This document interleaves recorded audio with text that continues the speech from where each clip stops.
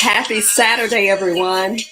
It's Keisha Sharp Jefferson joining you live this morning with Saturday Perspectives. And I hope everyone is doing well this morning. I hope you're doing well today.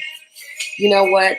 We've been having a few technical difficulties. So my prayer is that we're going to be able to go on and go through with this broadcast because I've got some wonderful guests for you this morning that I want to introduce you to, right? We've got R. Kelly playing in the background, playing It's Dedicated to My Favorite Girl, one of my favorite songs. Absolutely love that song. I know R. Kelly's gotten in a little bit of legal trouble, but you cannot undermine the talent that he has left this world with and that he's given this world, right? So anyway, we're going to go ahead and turn the volume down. And I want you all to come on in this morning. Come on in to the broadcast on Saturday Perspectives today.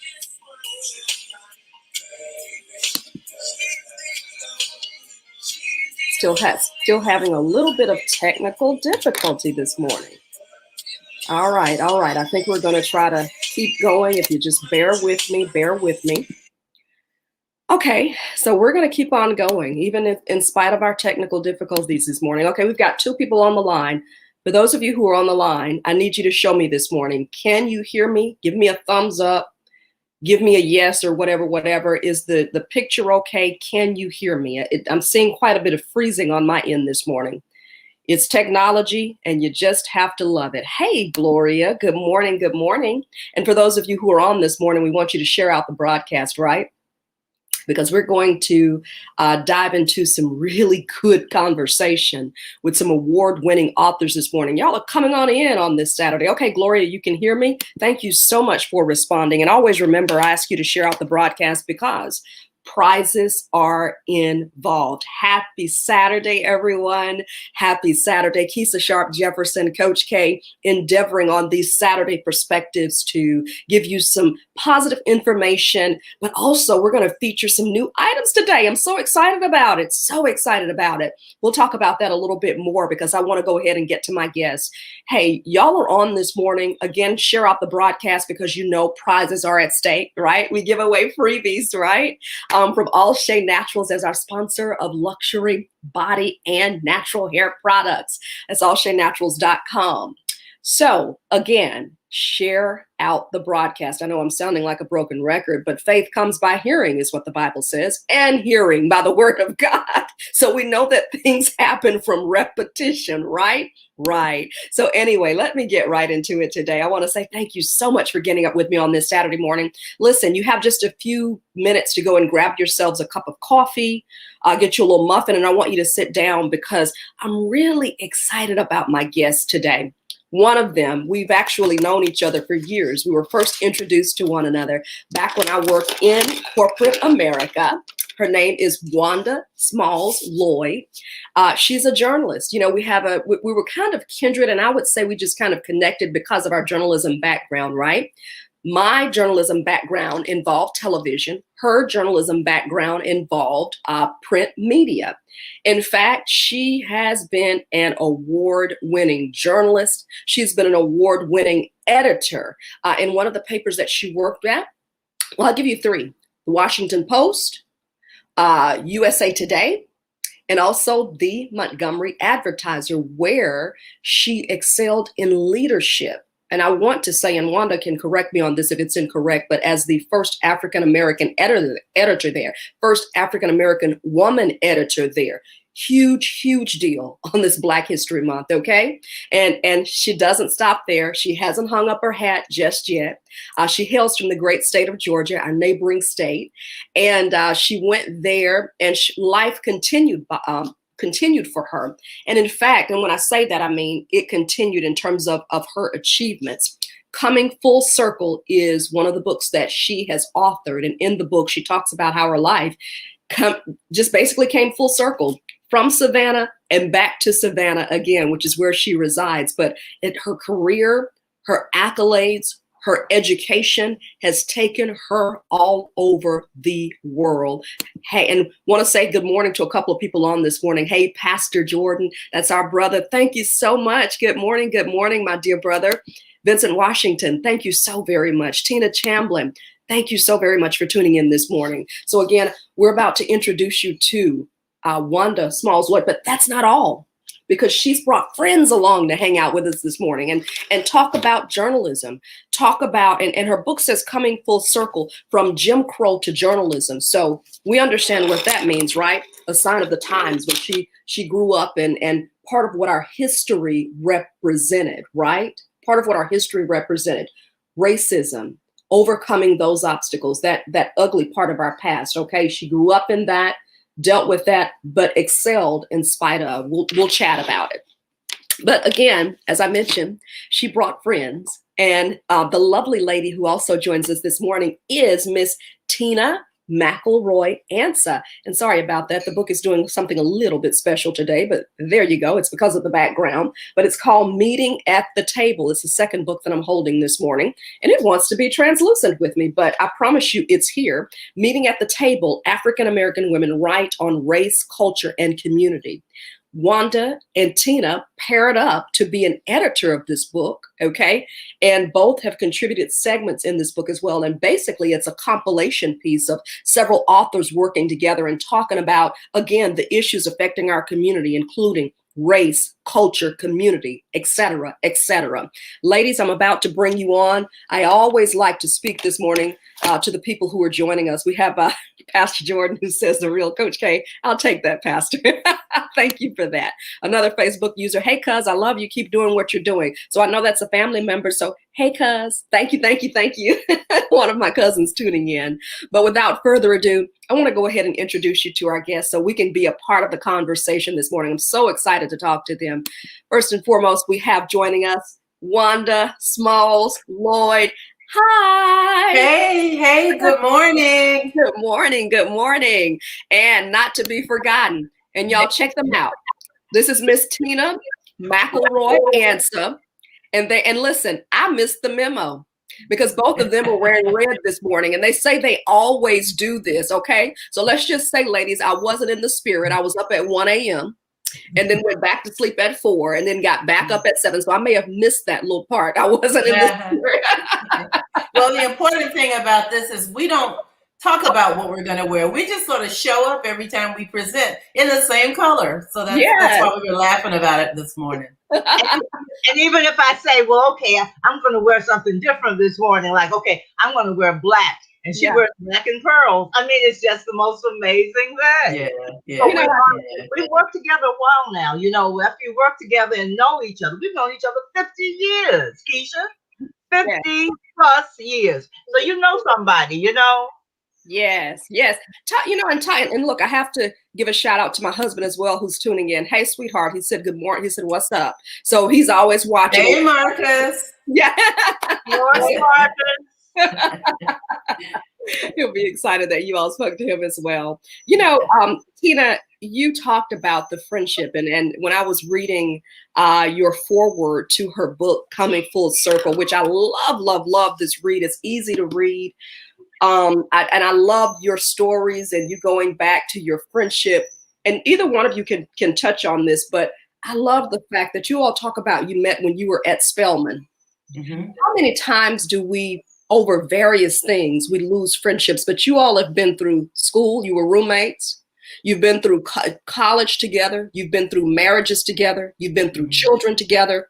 Yeah. You've really kind of done life together, correct?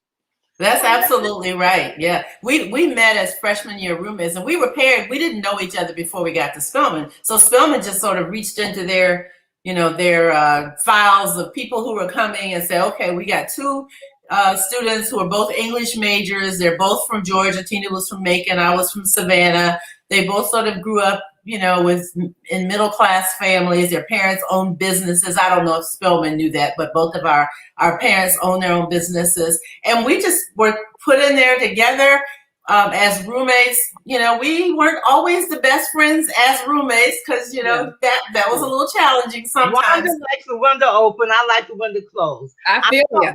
I'm tone deaf, Wanda was in the Glee Club. Wanda did her assignments the first day she got them. I was up all night the night before they were due. We were like oil and water. It was the most amazing. We were just complete off, and we still are. Yeah. And I think one of the secrets of our friendship, Wanda, is that we let each other be who we were. Mm-hmm. Ooh, very opposite, but we didn't try. We tried a little bit. Wanda tried a little bit. You know, she's Google and I'm a Word. You know, I mean, we're just completely different. But what we found out, Keisha, is that we just like fit together like that. You know, she filled in my spots, I filled in hers, but we didn't discover this until we had been friends 50 years. And I wrote the foreword to her book, but I've always encouraged her to write her memoir. Wanda is an extraordinary woman, and like many Black women of color, we don't recognize how extraordinary we are. And I kept telling Wanda, this book is exactly what young women need. You've had an extraordinary life. Oh, I don't know. I know. I didn't really think anybody would care about my story. It was my story. It was my success. And I thought, maybe my daughter will read it, but why would anybody else care? But it turned out that it is inspiring to a lot of young women. I hope it's inspiring. And a lot of people tell me that it is. I came to Savannah after I was executive editor in Montgomery. I came to Savannah as chair of the Department of Journalism and Mass Comm at Savannah State University at HBCU. And as I was having conversations with some of my students, mostly seniors, as they were about to graduate, they asked me about my story because they knew I hadn't been a professor for my whole career. And when I started talking about what I had done and where I grew up and the era that I grew up in, many of them said, you have some wonderful stories. When are you going to write them? So then I had to put together the conversations that Tina and I had had over the years and what the students were asking for and the encouragement of my family. And it really came together. So that's how the book came together. But in your introduction, you didn't mention that Tina is an author in her own right. She has authored 5 novels, and every time she had a book, no matter what city I lived in, because I lived in 8 states throughout my career, I always had a book party for her. So, our friendship was, we sort of ebbs and flows, Sometimes we were close a lot because we were preparing for her to launch her book. I think we lost her. So I hope she'll come back in. Yeah. And then and sometimes, we didn't talk for 2 or 3 years, and then another book would come up. I say, come to Washington, let's do a book. Come to Tennessee, let's do a book. Come to Alabama, let's do a book party. And so after I came back to Georgia, she lives in Georgia also, our friendship just grew and grew and grew. Yeah, I don't know what it is, in the old days, about long distance. You had to talk loud. It's on long distance. Somebody come, and so we've done everything with this book, with the forward, everything really, long distance. She's in Savannah and I'm I'm here, but it's amazing. We learned how close you can feel by the work you're doing, that you don't have to be in the same room. You have to be of the same mind, that you don't have to be in the same room. Ooh, I love that. That's a quote. I do too. Yeah. I know, right? Somebody write that down. That's good. You want to pick up your story of, so I wrote the foreword to her book, and I definitely wasn't her editor, but I was like her hype woman. Come on, Wanda. But coming full circle. Come on, Wanda, you can do it. Let's go down that road, turn around, let's go back. And as you can imagine, we got closer and closer. I learned things about Wanda in her doing this book, but I thought I knew everything about Wanda, and I learned all these things, not just about her past, but about now and the woman she is now. And as I said, she's an extraordinary woman, and so I learned a great deal about her, and we got closer and closer, and we learned that we worked well together. After 50 years, we had never worked together. Well, I have to correct that because I believe I was Tina's first editor, because I was editor of the Spelman Spotlight at Spelman College. And that's right. And Tina she came to Spelman knowing she wanted to be a writer, but she wasn't sure what she wanted to write or what kind of writer she wanted to be. And I encouraged her to take some journalism classes and also to work for the Spelman Spotlight. And so I was her editor at Spelman. That Keisha, was the first time we worked together. Keisha, what she did is, this is Wanda. She marched into my dorm room because of You course. told this in the book. Yes. Go ahead and tell it. Go ahead and tell it. Actually, when we were working on the book, on the second book, it dawned on us. She was showing pictures of, from college, and it dawned on us that she's the person who led me into journalism. Wow. She's the person who stormed into my dorm room and said, "You call yourself a writer, and you're not even on the school newspaper." Of course, she was editor of the school newspaper. So, so of course, she shamed me into it. I discovered this wonderful. You talk about purpose. I discovered this wonderful career. I said, "You mean to tell me they're going to pay me to either sit there and edit somebody else's story and tell them what's wrong with it, or go out and ask people questions, and come back and write about it?" I said, "I do that for free, and I'm going to get paid on Wednesday. This is wonderful." So she opened up the whole world of journalism to me. I was a big reader, and my family, were readers, but I never considered being a journalist, And she just really opened up that whole world. So over the years, Wanda and I have opened up worlds to each other. Yeah. Wanda? Absolutely, absolutely. I love that she wrote the foreword. You know what? I thought about it, and I called her and asked her if she would do it. And she told me later, well, I had already started writing it. You didn't even have to ask me because I wanted to do this. So I was just so proud that we were able to collaborate in that way, which led to collaborating on our latest book, Meeting at the Table. Yeah. Because absolutely. Hey, I have my copy too. Yeah, our copies aren't transparent. You must be using a background. I am. Okay. Yeah. So everything we did in the first book led us to know that we could work well together in this meeting at the table also. Well, we started the idea for the book. The inception of it was in June 12th of 2020. Mm-hmm. And then nobody has to explain about what 2020 was like. We were having a really hard time. You talk about, I know that purpose is very important to you, Keisha. I had lost my husband in 2020 of January. And so Wanda was keeping a little closer to me than she had. So we were talking, almost every day, just checking in on each other. And I called her in June, and June 12th, and I said, "Hey, how you doing?" And I said, "I'm not doing well. I'm just not feeling good."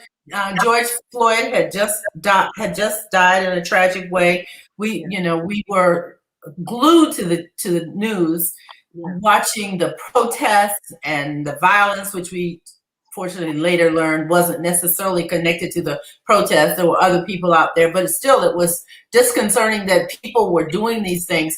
Breonna Taylor had been killed. Ahmaud Arbery, who is right down there in Brunswick, Georgia, near where Tina is on St. Simon's Island, had died tragically. And we were just not feeling good. And I gave her all these, adjectives for how depressed I was and how sorry I was and how sad I was and how I wasn't sleeping because I was staying up all night watching TV. And so I said, and then I started getting phone calls from some of my white friends mostly saying, "Oh my God, I had no idea that all this racism that you've been talking about all these years is this bad.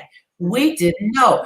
We want to learn more about your culture. How can we help? What can we do?" And COVID was out there, and none of us in our age bracket were going to get out there and protest, although we supported those who were protesting. And so Tina called, and I sort of shared that with her, and she indicated that some of her friends were saying they didn't understand what was going on because they didn't, and they wanted to know. They said, how can we learn about your culture? How can we learn about what's going on? How can we learn more? How can we help in our own spaces? What are some of the things we do? And that's how the book's about. Yeah. Well, and also, we wanted to do something.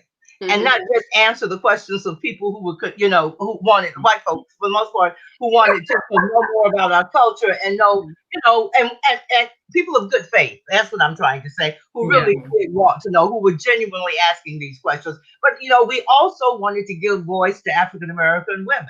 We wanted to ask questions, and we wanted to give voice to our stories. It was very important to us because as we sat there in June talking about it, we really came up with, well, what can we do? And it was like, well, we're writers, well, maybe we can write something. And I said, I have a publishing company, Down South Press, which I founded in 2007, and Mhm. it's all independent press. And Wanda had just written a book. I mean, it just came to us like, duh.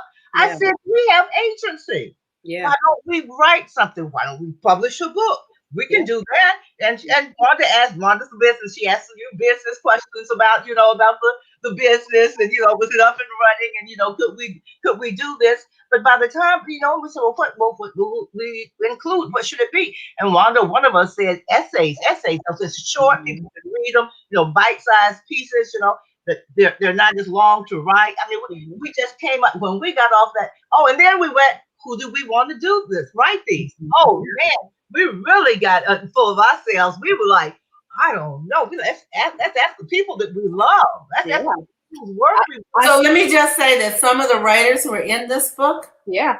are Keisha Lance Bottoms, the mayor of Atlanta, Yes, the ma'am. scholar Imani Perry, Anika Noni Rose, who was the first Black Disney princess, Yeah. Peachy Wimbush Polk, who is a veteran, Yeah. and the mother of Wiz Khalifa, the rapper. I mean, we have some extraordinary women in this book. And Kathy Murphy McKenzie. yes. Yeah, Vashti Murphy McKenzie, who's the first female bishop in the AME Church, absolutely. And then there are some women who we wanted to get some younger women, so we have a couple of younger women whose voices, and we wanted it to be diverse, even though it's all African American women. We wanted to reach out to people who had different life experiences, who were from different parts of the country, who were, gay and straight. I mean, the whole spectrum of African American women who could talk about their families, their careers, their experiences, their inspiration, all those things. The racism that they have encountered, that was important for every story to have some of that, and some of it very subtle. And then we wanted it to be a little bit instructive. We wanted to share some tools with folks who really want to learn more about African American culture. Some very basic things. We're in Black History Month. I encourage people in my essay in Black History Month, to go to some event in your community. Now everything is on Zoom or something like this, but there's still a lot of things that happen that you can do. Books you can read, music you can listen to, have conversations with people that you don't normally have conversations with. Bring people into your circle, in your faith groups. Share a little bit about who you are with other faith groups and other religions. So that's really the kind of the premise of the book. That's the foundation of this book, Meeting at the Table. And Tina and I we just pulled it together. She called some people, I called some people, and we brought these folks together. We never sat down with them in person. We did most of our editing on Zoom with them one-on-one. And Tina and I did all our work on Zoom. I don't think we had seen each other for 2 years when we finished this book. Yeah. Well, and also you're talking about the diversity in the book. I think one of the things that struck me is the inclusiveness of the book, and we wanted it to be a safe place. The title is Meeting at the Table, and for us, the table is a safe place. Pull up a chair if there's not a chair. Scooch over so somebody else can get. Wanda taught us the lesson. Was it earlier in the week of listen? Listen. We were talking to students, Wanda, and you said, "What about listening?" Yeah, we had a conversation this week with students at Baylor University, and we were talking about giving them some tools for writing. This was a class on race and culture, actually, at Baylor University, and we were giving them these tools. And I said, one of the tools is listen. We don't listen enough to our elders to learn some of the stories and some of the experiences that people had. We don't listen necessarily to our neighbors and people we encounter every day, our coworkers. And in order to get along and understand the differences in our culture, it is really important to listen to people. And I think that's what contributed to the fact that people were saying to us right after the death of George Floyd, we didn't understand your story, meaning, Black people. And if they had listened, because we've been telling them this for ever. Yes. Ever. Yeah, ever. You know, we've been writing books, we've been doing lectures, we've been doing leading conversations, we have been doing television shows and newspaper articles and columns. They just weren't listening, and so that was my encouragement. So, Keisha, we're gonna let you ask the question because you've been sitting there, like, I want to say something, and they just go on and on and on. So, what's your question? No. Let me tell you something. This is how interviews are supposed to go. You know, you all, I'm inclined to listen because there's so much wisdom. There's so much lessons. There's so many lessons that are between you two. So listen, this is not, you know, that Kisa has to be the center of or whatever. I'm just engaged and I'm just inclined to listen. And I love the back and forth that you two have with one another. So you made my job easy this morning. You know, I wish, You know, we said we should we should have a show. You and all we'd have to do is just record our conversation. That's all we have to do. Yeah. Just, how you doing, Wanda? How you doing, Tina? And then we're off. go from there. You know, one of the things, Keisha, I will have to say, I want to speak to purpose because I have a particular story that I want to tell you. But one of the things that I am so pleased about, and I think that comes through in this book, is this is a woman-focused book. Yeah. Until we handed it off to the final printer to print, everything, every single step in this book was done by women of color. Girl power. The design, the cover was donated. The image was donated to us by the artist Cynthia St. James. Yeah. We asked her to write an essay because we reached out to everybody. We had a bucket list. And we reached out to everybody that we would, ever want on air. And everybody said, good, onward. I just can't do it. Some people said, I just don't have the bandwidth. Others said, I'm writing my own book. But everybody was so encouraging to us, even in the no's were encouraging. And so we reached out to Cynthia St. James. She's a friend of ours, and to write an essay. And she said, oh, no, I'm writing a book. I don't have any time to do it. She says, but I'll offer you 2 images of mine for you to choose from to put the cover of the book. We had this beautiful cover image before we had anything. She was almost the first day. Almost the first day. Wow. Almost the first day. Yeah. And so it happened organically. We reached out to the people and that we wanted a broad, long list.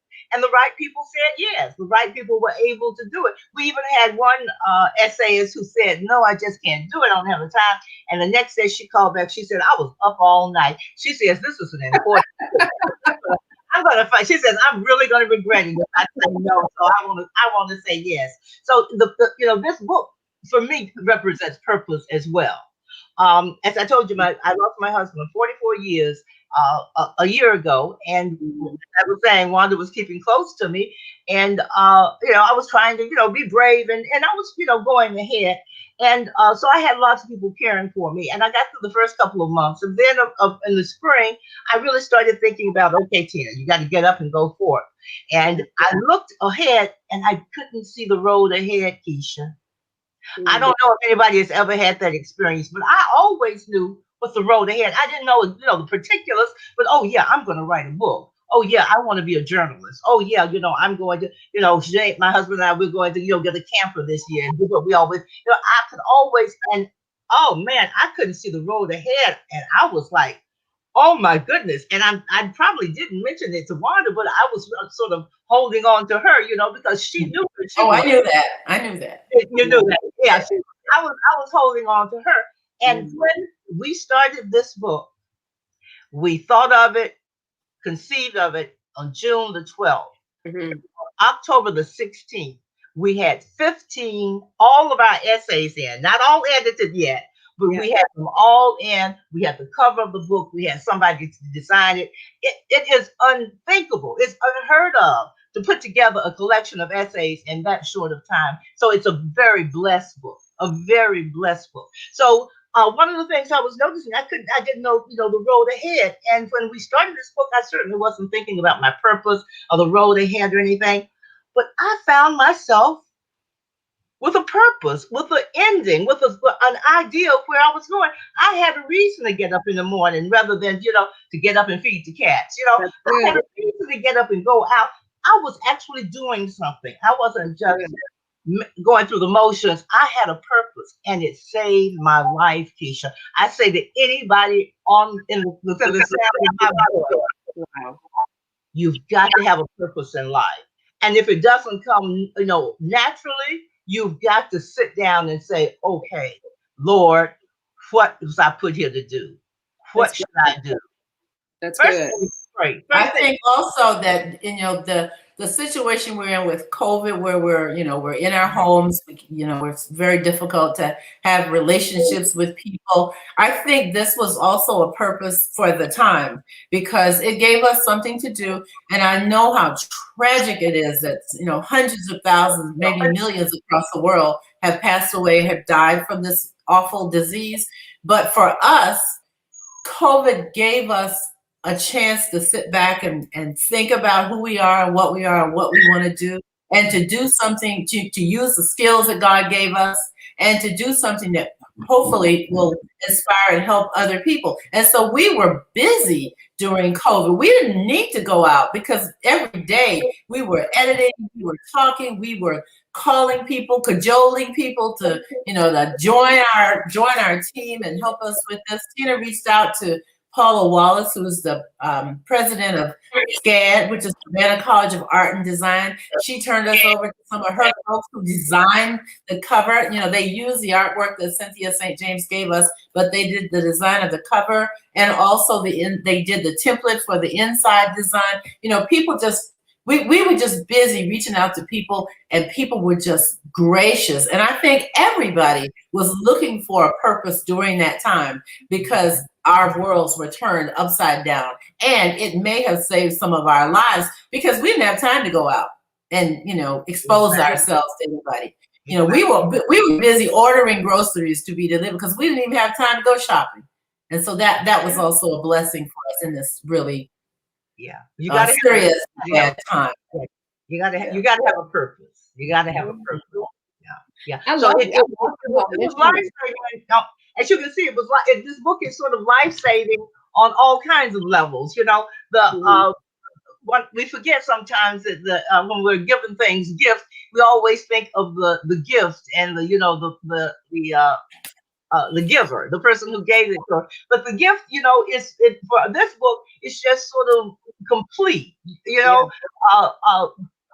Paula Wallace is a white woman who considers herself my sister, and I consider her sister. She's helped me before, and reached out when I didn't even know her, and said, "How I hear you have a publishing company. How can I help you?" From her to my printer, who is Paul Coates, the father of Ta-Nehisi. Is that right?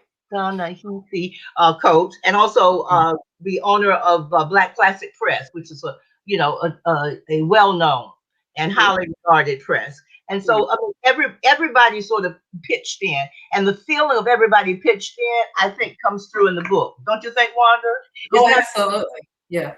Yeah, it's not that it feels piecemeal. It feels like a whole because all the parts fit in. As Wanda said, all these wonderful women, many of them we didn't know. They didn't know us. They were trusting us with their work, but trusting us that we were actually going to put out a book. That we were actually going to do all this work. And the other thing is purpose and work. I used to think that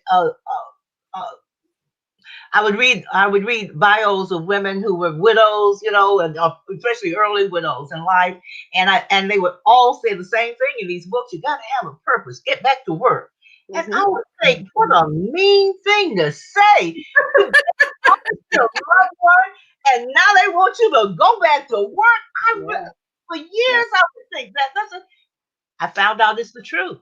Yeah.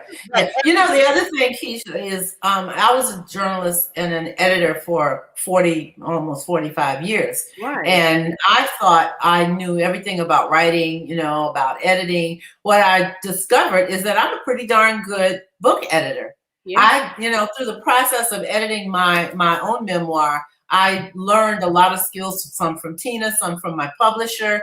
And as we were working individually with our essayists, our contributors, some of them said, oh my gosh, I've never been edited in this way. I've never had a chance to sit down, we were on Zoom, of course, to sit down and go line by line, word by word, and be very careful about every word. We were just digging in there, and so some people who are writers professional writers didn't need quite as much as that, but there were some people we just wanted because of their backgrounds, and they weren't necessarily writers full time, and they thought they could write. But when we got in there and we massaged it and we squeezed it and we forced them to think about it and we helped them focus, they came back to us and said, can you help me with something else? There's some other writing I want to do. And so, one of them is an attorney. Her name is Najari, who happens to be a Spelman alum, and that's how she sort of found me during this process. And she wanted to learn how to write op-ed pieces or opinion pieces for different organizations, newspapers, websites.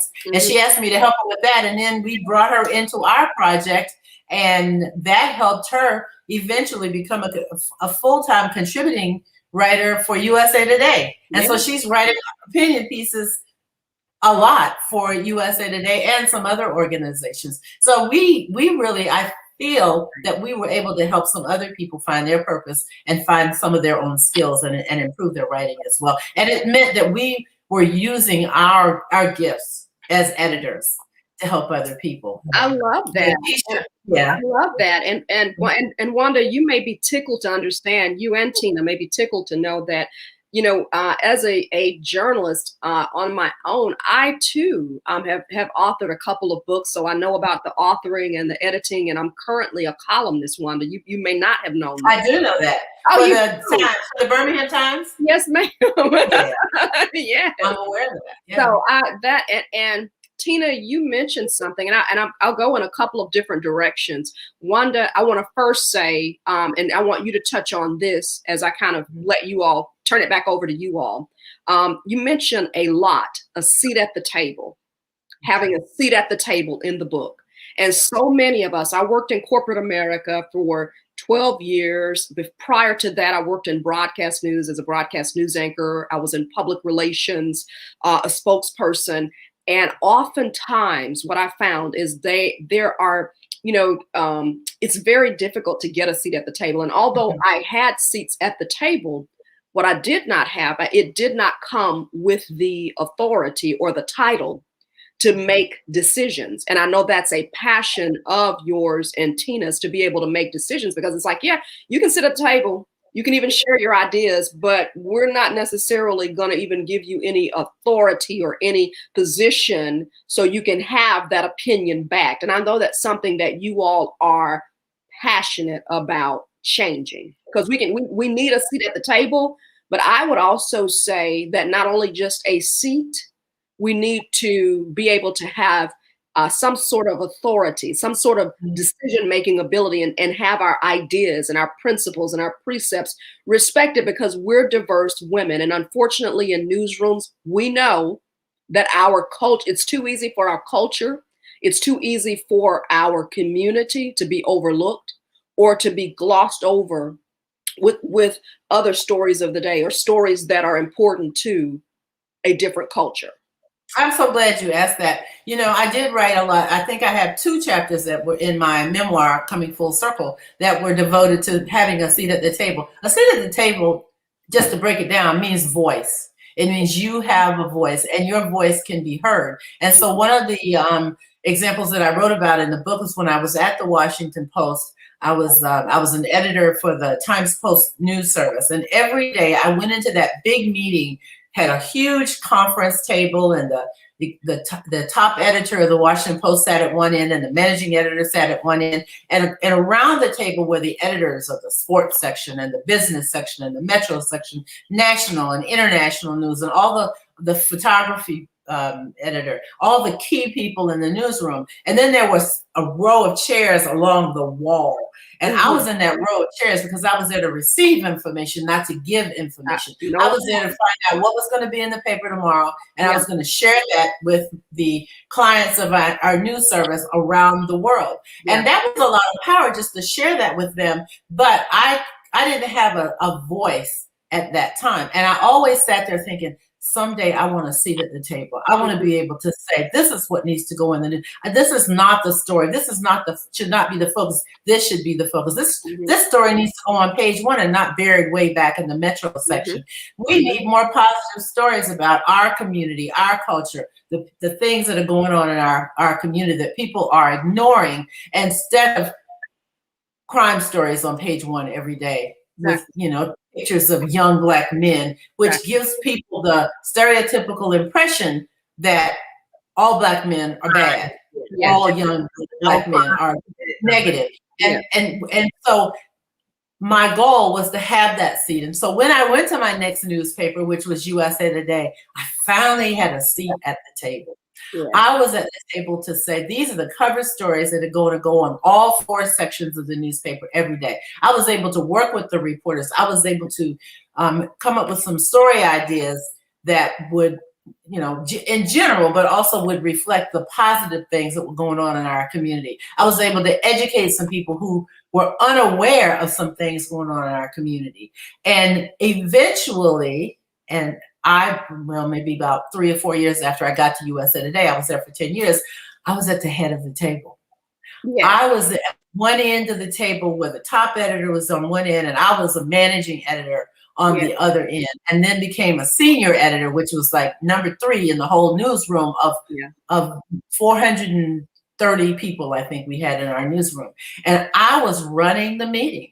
Yeah. I was there to say, oh my goodness, there's a story out here that I didn't hear anybody mentioning today. What about that? Can we get this, can we get somebody to work on this because it's important? And then my next 2 newsrooms, I was able to, as managing editor in a paper in South Carolina, and then the Montgomery Advertiser, where I was executive editor, I was able to take some of my staff members into the community. I rented a bus. I rented a bus.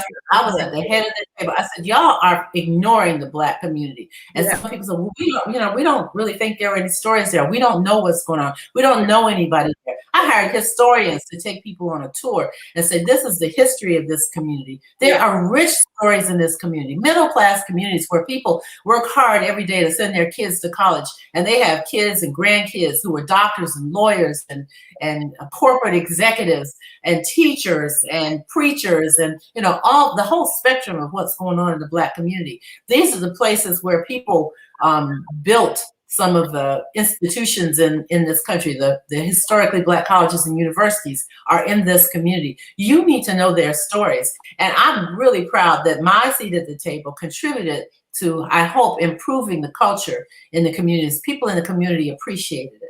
They reached out and said, I noticed the changes in the paper. We were no longer putting the faces of Black men, young Black men, any crimes, any criminals, people who were suspects in crime on the front page of the newspaper. We stopped doing that because I wanted to stop that stereotypical image. I wanted to stop influencing white women to cross the street when they saw a Black man coming their way, or to clutch their pearls in their purses when they got on an elevator and a Black man stepped on the elevator. Even if the Black man was in a suit and had a briefcase, white women were scared to be close to Black men because all they saw in the media was crime. I don't think people understand, Wanda, and I didn't mean to interrupt. This is so good to me, and I'm so passionate. I don't think people understand, or I hope they understand, that there is a real fight that goes on. And Tina, I'm going to let you and Wanda continue to talk about this, but there is a fight. There is a struggle is not the right word, but it takes work to go in the newsroom and go in the minds of institutions that we'll just say typically have been managed by white males, and to let them understand, or to help them understand there's more to our culture. We have some really good stories there. And I read in your book where you said there's a gentleman, you went to church, and a gentleman in your church stopped you and said, hey, I saw you. And I think it was when you were at USA Today. And you were sitting at the head of the table, and he saw it and he said, wow, I saw you on C-SPAN, I believe it is. Yeah. I saw you sitting there and you were leading, you were at the head, or however, I'm paraphrasing there. But it's those sorts of things that I hope they understand. Being a journalist, I come from the television side. You come from the print side, but the struggle, the challenge was the same. I remember Wanda and Tina having to convince a newsroom, a popular African-American radio personality had died, extremely popular. And they wanted to brush it off as like a feature story, a later story. And I had to stand up and say, no. This is a person who the Black community identifies with here in Birmingham. You do a disservice to your station and you do a disservice to your community. You understand? So I applaud you and I admire you for the leadership position that you held, because I knew in my heart the broadcasting, the journalism was just a stepping stone for me to go and to do some other things. But I applaud and I appreciate the fact that you set the example and you reached back. And I want you to comment, ladies. I want to make sure I'm acknowledging some people. Samantha Youngblood said good morning today. Thank you for tuning in, Samantha. Thomas J. Seals says this is my pastor. Hey, Bishop. Yes. Good morning. Good morning. Vanessa Skelton Ocampo, one of my friends. Good morning. Annie Kennard Hackworth says awesome. Gloria Williams says I'm loving this conversation, and she didn't stop there. She said this is good. Karen Hopkins said beautiful, intelligent women. Hey, Karen, that's my friend from Alabama. I know Karen. Yes, I know her as well. She's one of my friends as well. Panda says, awesome. This is very good information. Lady Sharp, it's important to have your voice heard. Yes. And my husband says, I would say your purpose and gifting will make room for you at the seat at the table. Purpose gives you authority and patience to outlast any of life hurdles. Thank you for your gift, icon. He calls you all icons. He says, I'm very inspired by you too. That's awesome. Thank you. Thank you, dear. Thank you. Thank you. Can I ask Wanda to sort of continue? One of the things that I was struck with, because Wanda is such an impressive person, and she really was, even as a college student. Yeah. And so, I knew sort of her background. Of course, I knew her background, and she knew mine, and we talked. But the thing that surprised me is, it's maybe when you were writing your memoir that it came up that you had to learn how to speak up, that you didn't when you first went. That was so impressive, because I couldn't imagine that, because you were so forceful and you were in another situation. Can you talk about that just a little bit? I sure can. So growing up in the Jim Crow South, we were taught to stay in our place. You don't talk to white people unless you ask a question. You answer the question. You don't elaborate. You stay. You sort of step to the side sometimes. There were things that we couldn't do. We were told where we could go to school, what books we could read, what library we could go to. So many things, obstacles that were put in our way, but our parents worked really hard to be sure that we had the best that we could have, considering our Jim Crow situation. And so when Spelman was a different environment. When I went to Spelman, we were almost all Black women, and we all had the opportunity for leadership at Spelman, because you didn't have any men who could be the president of the Student Government Association or the Spanish club or any of the clubs. We were all women, and we learned leadership. But when I went in my first newsroom, which was in Providence, Rhode Island, I was a copy editor at the Providence Evening Bulletin as an intern in 1970, and then I went back for 2 years after I graduated from Spelman. And I was quiet. I was so quiet because I had not had the same experiences they had. We read different books. We had different dietary preferences. I didn't know what, I'm just kind of making this up, beef stroganoff was. We had fried chicken and collard greens and fried fish on Friday. That was my food culture. We were meat and potatoes, folks, and people had all. It was an Italian community. It was a Portuguese community. People were reading different books. They were talking about the movies they were going to. I had no interest in many of the things, cultural things, and so I was known as a very quiet person, and people thought I was shy, but I wasn't shy. I was just scared to death to say anything because I didn't want to say the wrong thing. So I just kept my head down and I did my work every day. And when we had downtime, I generally had a book and I was just reading my book and not communicating. But at some point, as I moved through my career, and I worked at 7 daily newspapers, as I rose through the ranks and became a leader, I realized that I did have a voice. And I ran into a reporter. He was a New York Times reporter in the summer of 1972. I took a leave of absence, believe it or not, from the paper in Providence and went to New York City and became a faculty member for the summer program for journalists at Columbia University. It was a summer program to teach second career people, non-traditional students, journalism, so we could get more people like us in newsrooms. It was a way to jumpstart that process for diversity. And there was C. Gerald Frazier was a reporter at the New York Times, and he worked with us over the summer. And years later, I ran into C. Gerald Frazier in another environment. It might have been at the National Association of Black Journalists. And he saw me and he said, wait a minute, are you the same Wanda Smalls at the time before I was married that was so quiet in the summer of 72? Man, you're just talking all the time. You're leading all the time. You're not the same person. So he noticed that difference in me, and other people noticed it because I became a different person once I was in an environment where I felt comfortable. Yeah. I had to learn, we are, as women, as African Americans, we have to be bicultural. We learn our culture, and reminded this is Black History Month, and we're celebrating Black authors and musicians and inventors and abolitionists and people who are breaking ceilings in corporate America. We're celebrating that, but we also have to know who the folks are in the other community. We have to read their books and understand their music. My parents were very careful they got me a collection of albums, record albums, and it was country music and classical music and just music from all over the world. And I got used to listening to that because they knew that I had to understand the cultures of other people. And so I think that's a very important message about this, having a seat at the table. We have to have voice, but we have to understand everybody. And if I could say one last thing about how this worked in the newsroom, I made sure that people in the newsroom understood that they had to learn our culture. Yes. And that book tour was that community tour was just the start. But everybody has to be comfortable writing those stories, like the Black person that you said passed away in the Birmingham community. That's not a story just for a Black person to write or broadcast.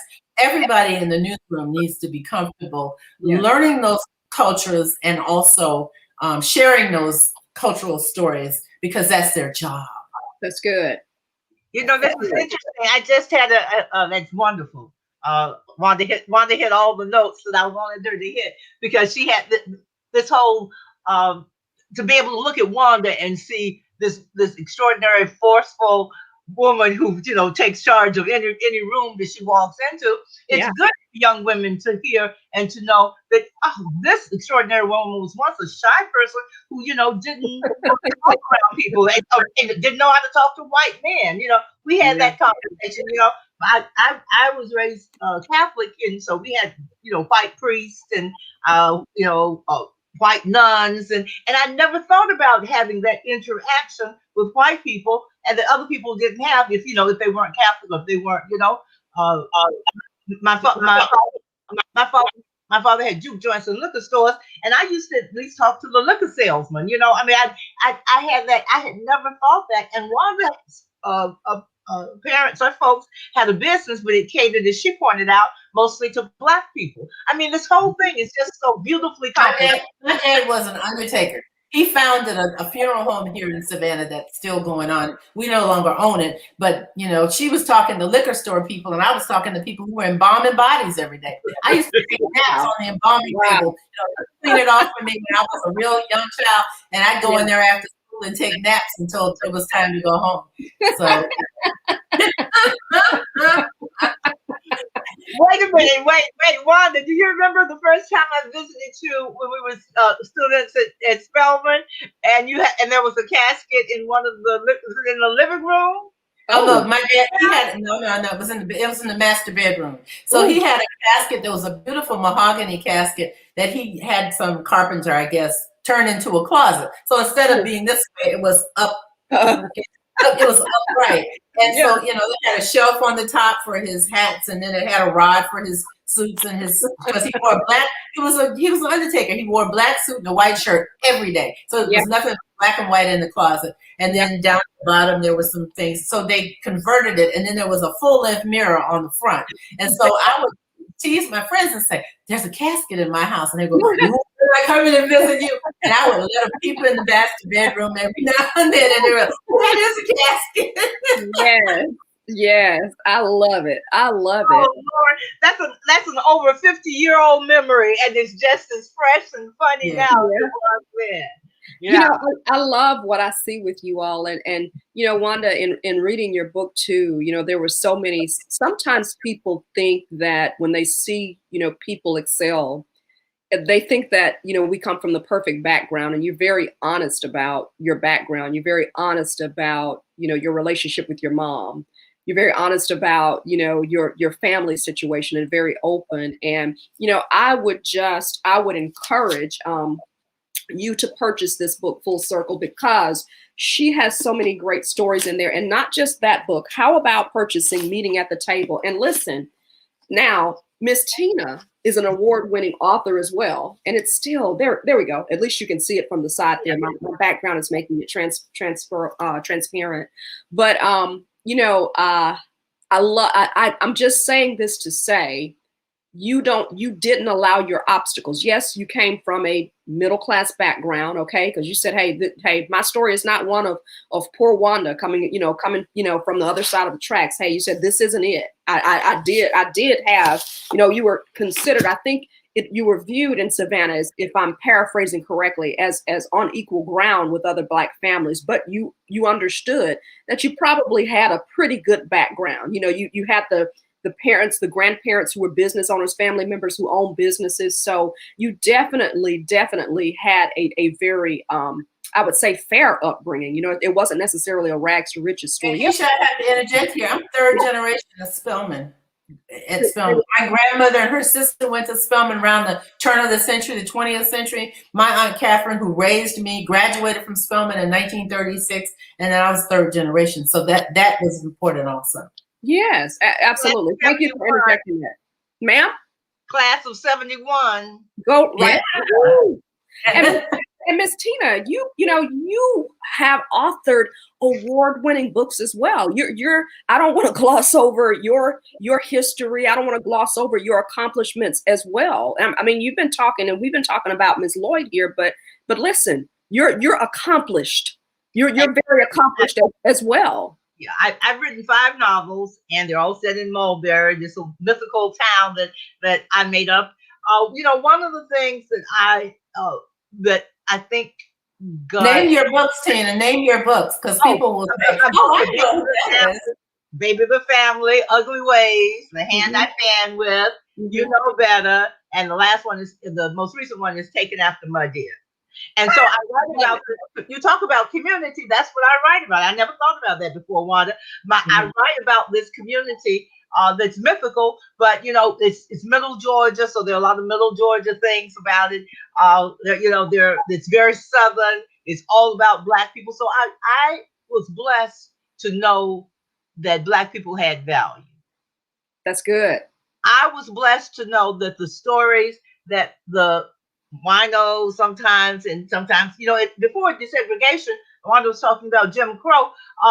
If you didn't have a place to congregate, if you didn't have juke joints and little what you call them, diners and those kinds of things, Black people had anywhere to congregate except church. That's right. Nowhere to go out. So, and when I was growing up before the segregation, you know, you'd have a school teacher in the bar, at my father's bar, you know, having a beer, and there was a garbage man next to him, you know, and over here, you know, it may be a nurse. And so there were all kinds of people there. There just weren't people who you think of as at a bar. It was a juke joint usually had a little kitchen up front, you know, where they would serve sandwiches, and in the back, you know, you had beer on tap and those kinds of things. And I forgot my point. Where was I going? Oh, the value of stories. The stories that I heard these people say stories that I knew would never go any farther than their families, any further than their families. And I would think, oh, what an interesting story. And I would read books of Bobbsey Twins and Nancy Drew when I was little. We were big Mhm. readers, but I'd never see these people that I saw around me in the books. I thought my family was fascinating. I thought the little girl up the street was fascinating. I Yeah. felt that Black people, I was surrounded by all this wonderful energy and stories. So I always wanted to know, I always wanted to write Yes. about the things that I saw, and I wanted to write, as Toni Morrison said, to write the books that I wanted to read. Hey, Listen, Karen said she read The Hand I Fan With many years ago. Karen Hopkins, my friend from Tuskegee. yeah. Said she read The Hand I Found. Yeah, the hand, but yeah. Karen, you a big enough girl to be reading The Hand I Fan With? That hand it's really sort of a hot novel. I hope it is. You know, Yeah. actually, I have. It's a story of Lena McPherson, who is the character in my first novel, Baby of the Family. She's born with a caul or a veil over her face, so she sees ghosts. You know about that, Keisha? I don't. You don't. Some in every culture in the world, a child born with this thin membrane is really part of the birth sac, Mm. and it's not punctured. So when children come out, sometimes they have this thin membrane over their over their faces, over their heads, Oh, and okay. some children have them over. It's not rare, but it is uncommon. And in every culture in the world, in British culture, Caribbean, Native American, French, every culture, a child born like that with a caul or a veil. That's what we used to say. A child born with a veil over her face Mhm. is a special child. It's the shaman of the tribe, or it's the one in the community, who everybody goes to, who's a fortune teller, who, sometimes they were, exiled from the, community, but mostly they were, special children. And I was born with a call. So I had all these stories about, people at my father's establishments asking me, what you dream about last night, baby? And I Oh, said, the white horse. And they get out their dream book. You ever seen the dream book? Where they look up numbers, it has stars and moons on it. Oh gosh, somebody has to look up dream books. yeah. And they look it up and it'd be 555. Okay, we're gonna play 555 because Oh, okay. and then they hit the number, as they used to say, the illegal, we call it the bug, Well, they we called it bolita in Savannah. Oh, okay. Bolita. Yeah, it's a Spanish word. I have heard your bolita. Yeah. Oh, Hit wow. the bug, girl. You playing the bug. She ain't got no money. She play the bug with every penny she got. Listen to that. Listen to how that sounds. I mean, we have such a facility, Black folks, with language. And Yeah. I heard all of that. And I would be with, I was in college and I said, what is this? I don't see, these people. And I read Zora Neale Hurston. I read Their Eyes Were Watching God my senior year. And I said, Lord have mercy. You mean to tell me I can write about people who sit on the porch and talk and pull mules and, Yeah. that was my story. That was and when I saw that, I said, this could be literature, because I wanted to write literature, Keisha, Yeah. because I knew that our people deserved that.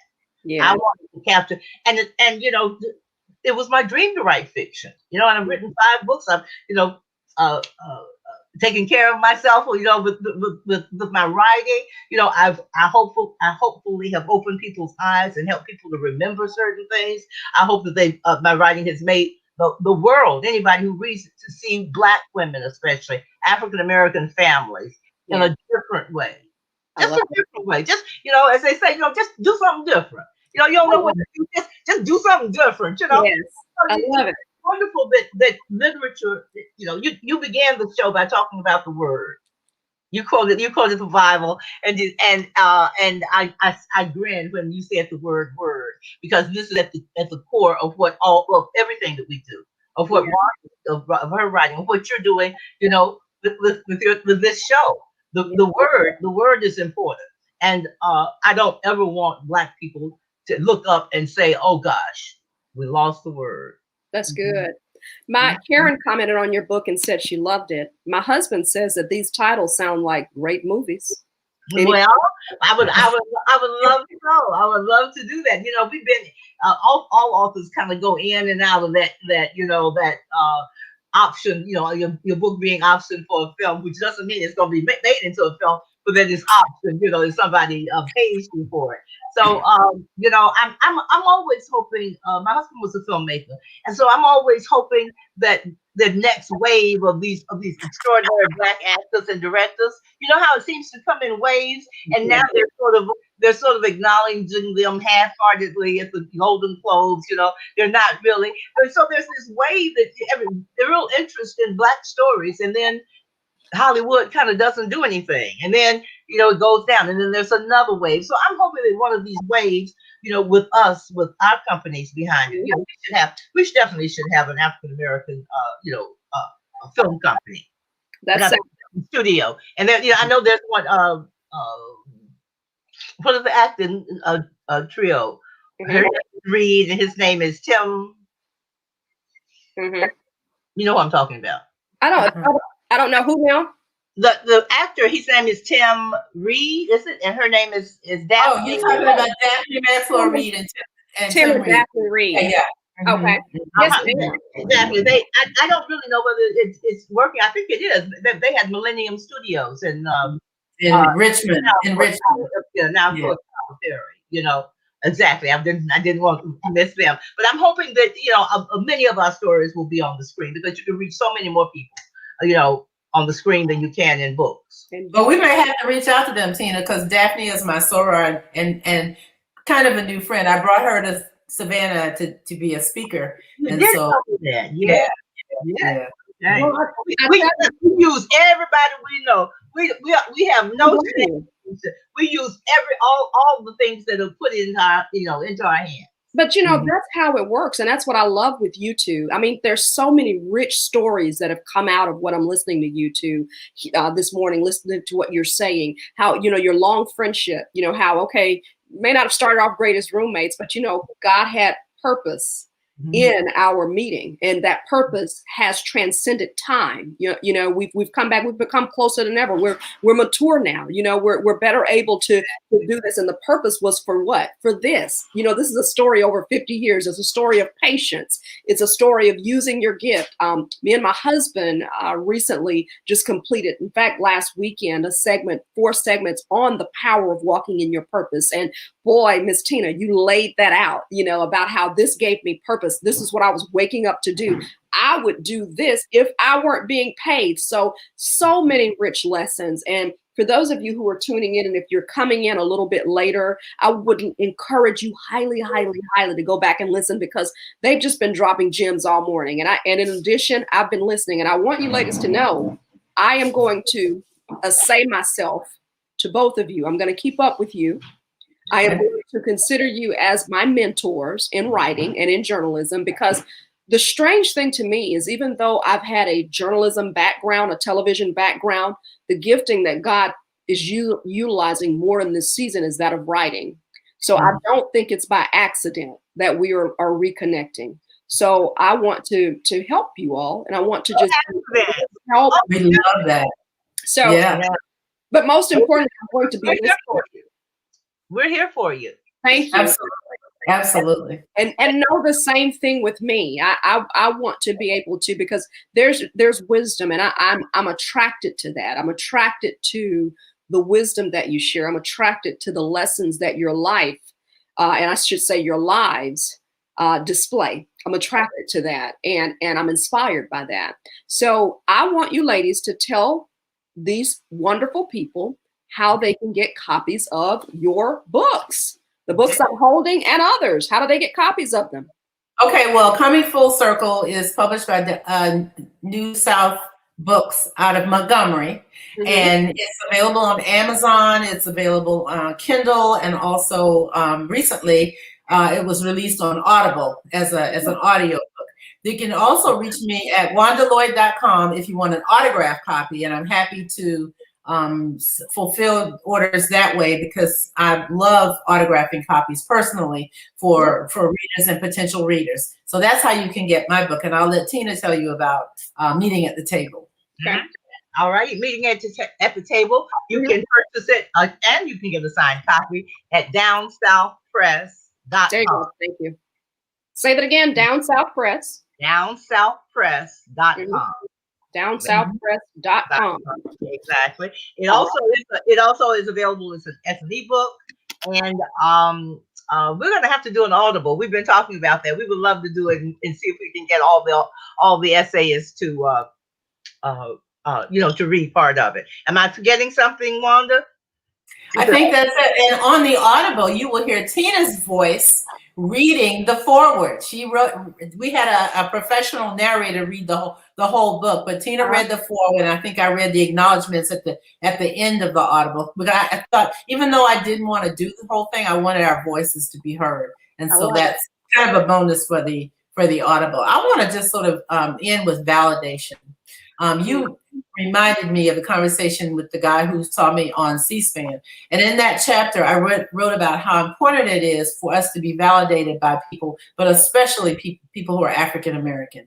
When we hear from people in our own communities who say, good job, you did a good job, we're proud of you. It is so important. And I learned that lesson from my grandmother. I grew up in this, this community where some of the ladies didn't work outside the home. Mm-hmm. And they would have chats on my grandmother's porch every day. And they helped me, they raised me, they helped raise me. Mm-hmm. And when I went away to college, when I would come home on breaks, my grandmother said, you need to go to every house and knock on the door because they've been asking about you. And so when I would knock on the door, the ladies would reach in their little apron pockets and put $1 or $2 in my hand. And I went home and I said to my grandmother, why is that important? I don't need their money, $1 or $2. Why are they doing that?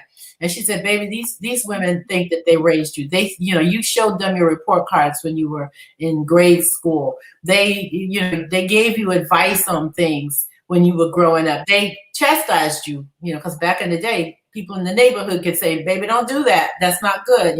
Don't say that bad word or don't hang out with that person, or you need to be home because the street lights are on. It's time for you to get home. And my grandmother said, take your money because it's really important, because they feel like they're helping to put you through college. And when I graduated from college, they all came together and said, we are so glad we got you out of college, baby. So, but that validation became very important to me, that people who look like us, when they say you've done a good job, when they say this is a good direction, when they say I'm praying for you, yes, I believe them. And so validation is very important from people who look like us. I just wanted to just kind of put that out there because that's really important in my life. I love that. Wonderful. That's wonderful. Closing words, Miss Tina? Oh gosh, that was someone I was sort of sitting in Wanda's words there. I guess I could just reiterate what Wanda just said. I think that kindness is something that we read about not in our community anymore, and generosity and sweetness. And when I remember the women, who were some of them worked in service, and some of them worked on the streets, and some of them worked in juke joints, but they were all like you said, they felt that they had some investment in me, because they had invested in me. Like you say, they had prayed for me. So one of the things that I think that Wanda was saying, and I would say, is a call to action for women of all ages, but especially women in our ages, the more seasoned women, is to take a chance and reach out to that young girl who is dressed inappropriately. Maybe she doesn't have anybody to say something to her. Say good at a girl. Good girl. As a matter of fact, somebody of my little schoolgirls was good little schoolgirl of the week, and she was so pleased that I had named her good little schoolgirl of the week. You forget the small things you feed into people. Don't make a big difference. They make all the difference. It makes all the difference. So I reiterate what Wanda said. Let's do what those women whose dollars and dimes really meant something to them. That was a sacrifice to put $1 into Wanda's hand. Let's remember those women and try to be like them. I don't think that we can be like our mother's generation. We just aren't even cut from that boat, But I think that we can be the best and the biggest women that we can be of this generation. And that includes kindness. That includes inclusion. That includes, baby, come sit by me. That's good. That's good. And there's so much, and what a lesson you two are giving us too on collaboration, on the power of collaboration. There's a seat, in our own community for everyone at the table. My gifting, your gifting, it doesn't negate each other. When we come together, your light doesn't put my light out. In fact, it just makes it shine all the brighter. Oh my goodness! Can I say one thing? Please. About me and Wanda? Please. We finally figured out, Wanda is always goes this way, and I'm going this way. That's just how we are. And instead of bumping heads and trying to beat each other, we found out, boom, that was our superpower. That was our girl power. Yes. Boom. I allowed her to go this way and do what her wheelhouse was. We just fit together. Boom. Superpower. Keisha, I want to thank you for having us today and getting us up out of bed early and getting us dressed, because at our age we don't always do that. But I want to thank you, and I think I wrote you a note recently that said, Keisha, you and I worked together on a project many years ago when you were, as you say, in corporate America. I think we put together a foundation. We launched a foundation together, and I said, Keisha, do you remember me? And you were like, yeah, of course I remember you. So I'm just really proud that you were able to facilitate this conversation today, because I really enjoyed it. I hope other people have also been inspired. So thank you. This is wonderful. Yeah.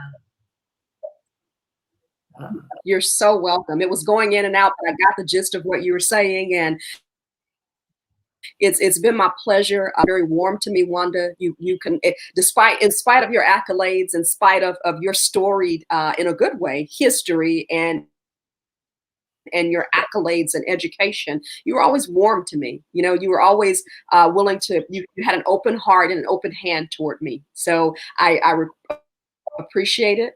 I wish you nothing but the best. And Tina, the same to you. We just met today, but I feel like I've known you a lifetime. So continued success. I count it an honor to be in the presence of both of you and all this wisdom. Well, it's been our honor. And so ladies, thank you.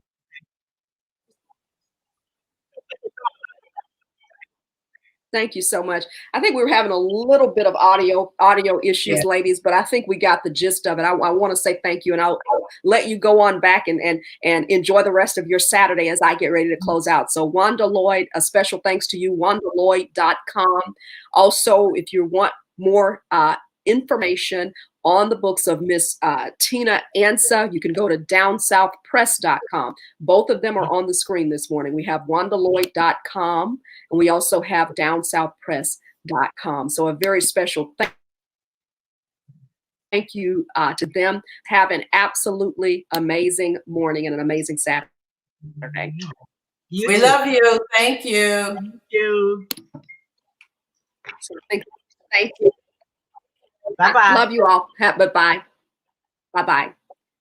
So I'm going to remove them. I think we're having a little bit of technical difficulty with this computer this morning. So ladies, just stand by as I remove you from the broadcast and kind of move on. There we go. There we go. There we go. It's just being a little bit slow this morning. Geesh. Okay, Wanda, now I'm going to remove you so you can go on. Here we go. Okay. So, wow. That was a great conversation this morning. I really enjoyed them. Two phenomenal women, and I count it my honor, trust me, to be in their presence. So I want to say a huge thank you to those of you this morning who tuned in. Thank you so much, Lady Sharp. They were just phenomenal. I mean, and it really didn't require a whole bunch of prompting for me. They were doing their thing. So I just enjoyed that. I mean, there's sometimes that you get up and you just say, you know what, that was good. So if you're tuning in, if you're tuned in, I want to encourage you to go back and review it. Share the video out. The wisdom that they share, the information that they share is really powerful. And it can help someone. You just never know who needs that motivation, who needs that encouragement or whatever. So I just encourage you to share it out. I am going to go ahead and actually close. Hold on just a second. Having a little bit of technical issues here. I'm not sure if you're able to see me. Can you give me a thumbs up if you're able to see me this morning? Gosh, it looks on my screen like these things are freezing, but I'm going to go ahead and talk. And let me just close out one or two things as we transition. Again, Ansa and Wanda Lloyd special. And remember to go out and support WandaLloyd.com to purchase their award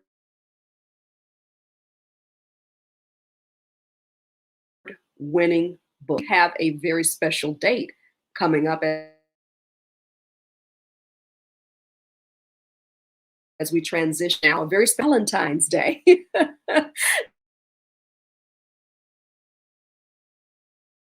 So, as I look, one of our retail partners for all shapes, Fisher Chiropractic is doing something very special.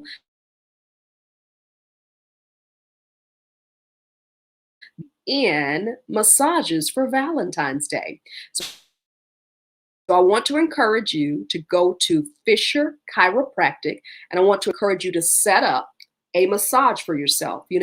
We like to talk about self-care Saturdays. We like to talk about what we can do to improve our lives. That's one of the things that we can do. In fact, I posed the question to you and my audience a couple of weeks ago about what you'd like to see, what information I can share to be a blessing to you. Many of you stated that you wanted information on self-care.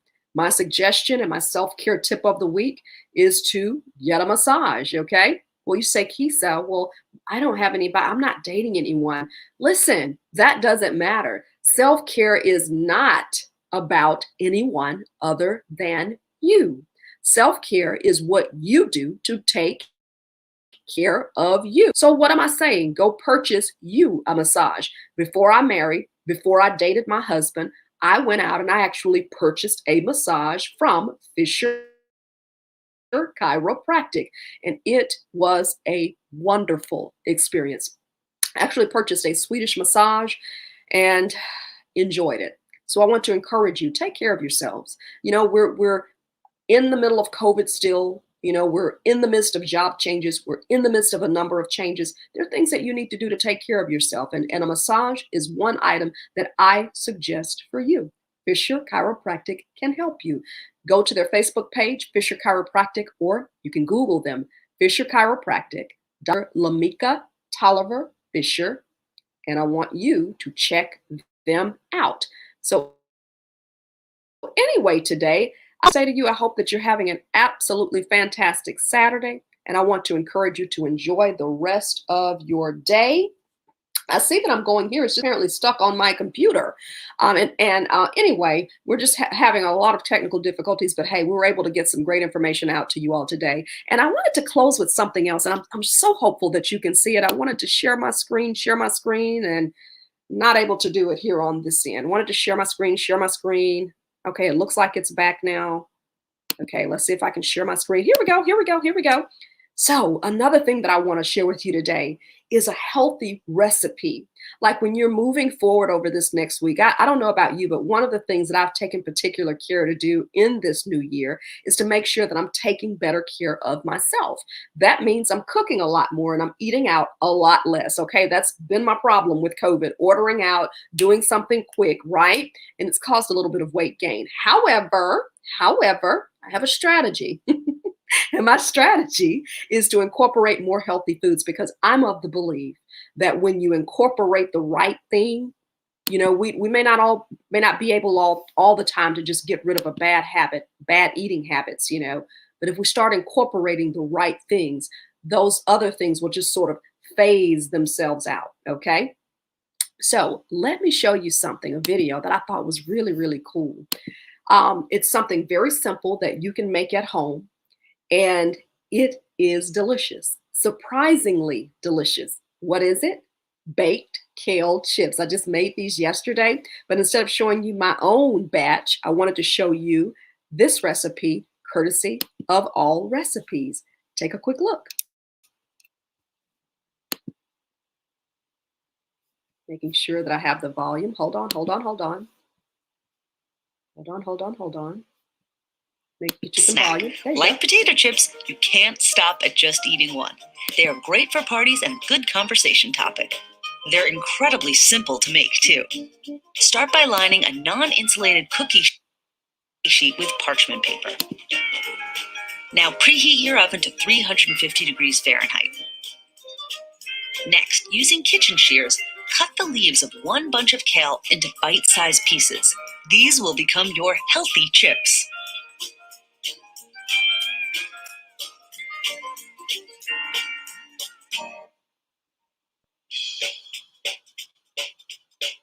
Now thoroughly wash the kale leaves and dry them using a salad spinner if you have one.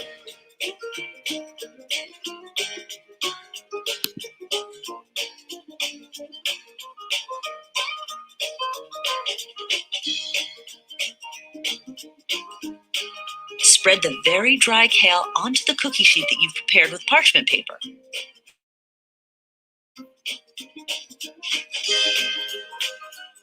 Drizzle the leaves with 1 tablespoon of olive oil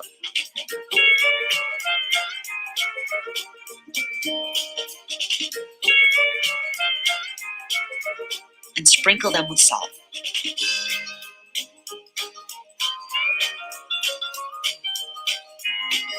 Now bake the kale chips in your preheated oven, just until the edges are browned, but not burned. Serve them immediately, and don't be surprised by your guests' admiring comments. They may even ask you to make more.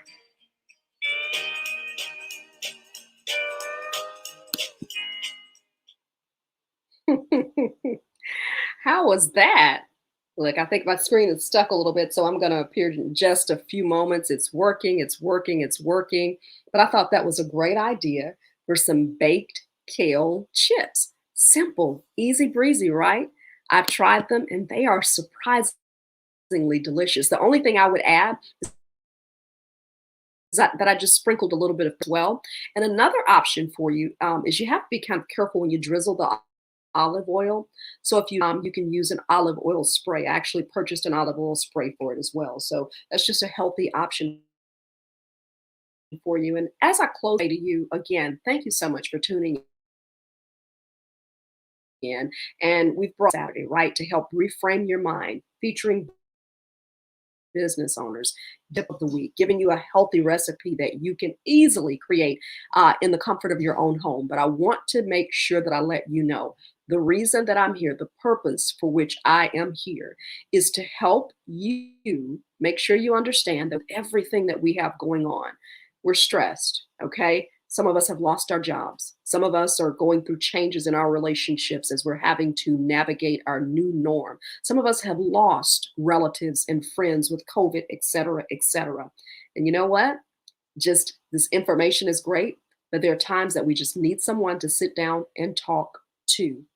That's where I can help you. I am Keisha Sharp, media trainer. I am Keisha Sharp, motivational speaker. But one of the most important things that I consider myself to be is a life coach. I'm double certified, not as a braggadocious point, but to say I'm very committed to my craft. And if you need someone to talk to, I have availed myself to be able to help you. You can reach out by going to KeishaSharp.com, or you can give me a call at area code 205-223-1158. Taking appointments now starting for March. And we can either do a virtual conference, we can do a phone conference, and I will have an office coming up in March in which we can go and we can sit down one-on-one. All safety measures will be observed. Social distancing, we're going to have your hand sanitizer there, and we're also going to be required that you wear your mask. So again, this is great that I'm bringing you motivational information, but if you need someone to talk to, I am more than happy to help you. One of the main things that I deal with is transforming the mind in any area that you're dealing with, whether it's your relationships, whether it's dealing with your job situation, whatever it is. My strength in coaching is helping you see it differently, okay? Because I believe it's all about perspective. Shopping. Their web lets you filter thousands So I'm of trying to products. get to my I got some volume great deals on my to be able to turn that down. favorite Sorry keto about that, products. y'all. I've got something playing in the background that I've got to get to. So anyway, I just want to say to you all that I hope that you have an absolutely fantastic Saturday. Thank you for joining me today. In spite of all of the technical challenges, the show must go on. I mean, it's part of my television background. Been here, done it, seen that. I'm going to So concentrate anyway, more on have an wellness absolutely and health great day, rather everyone. than just Hold on dieting. one second. So if you want to embark on a year of health and you want to do it together, you and me, let's make this the last. There. Oh, the computer's stuck.